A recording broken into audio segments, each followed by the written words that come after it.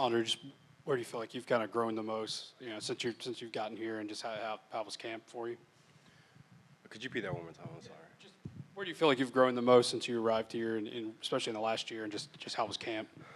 As a leader, I feel like coming in here, I was one of the younger guys transferring in from another school. In this past year, I feel like I've grown tremendously as a leader, being able to lead by example and also lead vocally, showing these guys how it's done and bringing the group closer together and ready for game.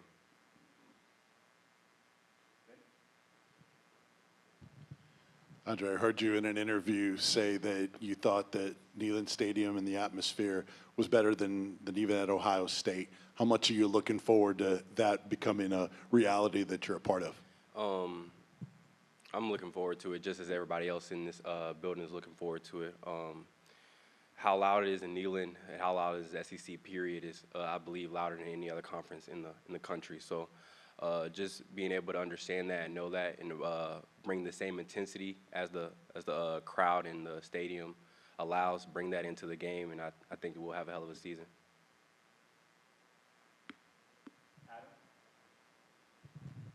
Obviously, you guys got a real veteran defensive line up there, and Pierce is really good off the edge. How much impact have you seen from that pass rush on you guys on the back end? Practice is a little bit different because we allow to finish plays. We allow the plays to keep going so we can get work on the back end.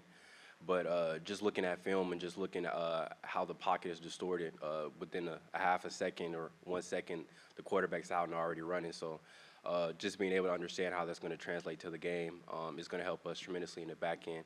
Being able to understand the ball is going to come out fast and where it's going to come out.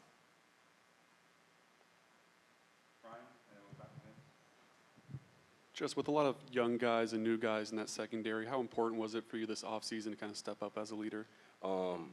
First and foremost, it was really important for me to step up as a leader. I feel like I already have that instilled in me to be a leader, but just understanding that it's not only on the field that I have to lead these guys, I have to lead these guys off the field.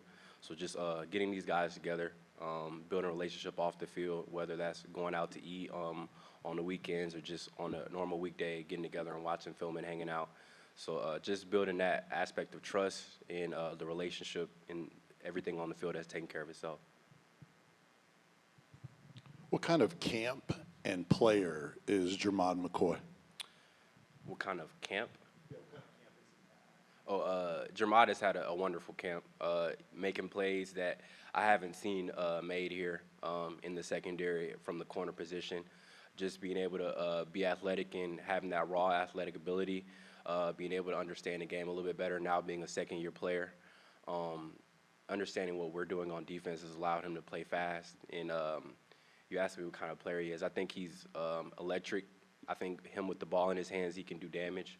Also think that him covering an offense, he does damage as well.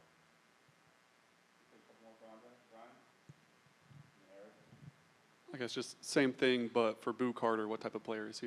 I would say the exact same thing about Boo Carter. Boo Carter is going to give you a little bit more.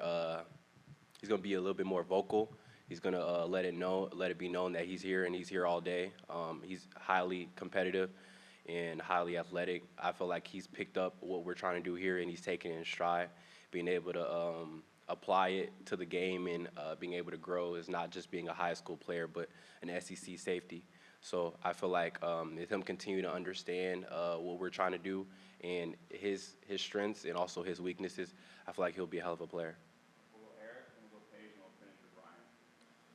Andre, what are the emotions going to be like for you running through that tee on Saturday, knowing, you started somewhere else, came here, put in the work for a couple of years, and now in position to go out there and make a huge impact? I have those emotions right now. I feel like I've carried those emotions all year, all 3 years, honestly. I feel like I've carried those emotions. So just running through that tee is going to be a romanticized moment that I don't want to say I've been waiting for, because every day I get up and work towards a goal.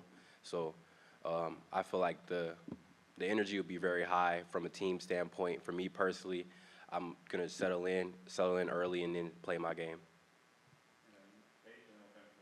Building off of that a little bit, how much more confident do you feel in your skill set and ability to make an impact this season?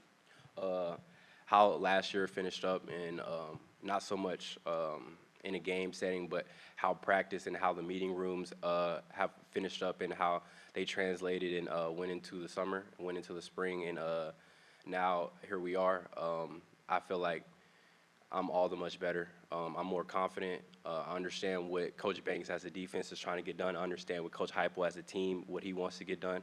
I understand the mission, and leading these guys has been my main focus. I understand that as long as we take care of little things, that the big things will take care of themselves.